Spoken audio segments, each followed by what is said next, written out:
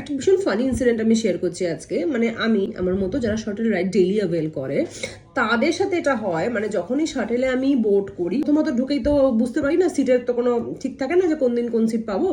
এবার তখন সিট খুঁজতে থাকি এদিক ওদিক যেখানে চোখে পড়ে। আর বেশিরভাগই আমি এটা দেখি সেটা হচ্ছে উইন্ডো সিটে কেউ বসে থাকে আর ঠিক তার পাশের সিটে নিজের ব্যাগটা রেখে দেয়। এবার যখনই নতুন কোনো লোক শাটেলে ওঠে না, ওরা আকাশ পাতাল এদিক ওদিক সেদিক তাকিয়ে থাকে যাতে কোনোভাবেই তার কাছে এসে প্যাসেঞ্জার না চায় ভাই তোমার পাশের সিটে বসবো, তাহলে তাদের অসুবিধা কি যে ব্যাগটা নিয়ে তাকে কোলে বসতে হবে।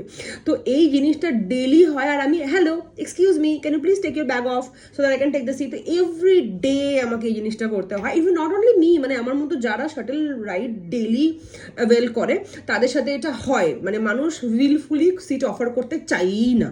তো খুব ফানি লাগে, প্রথমে ইরিটেটিং লাগতো ব্যাপারটা, এখন ফানি লাগে।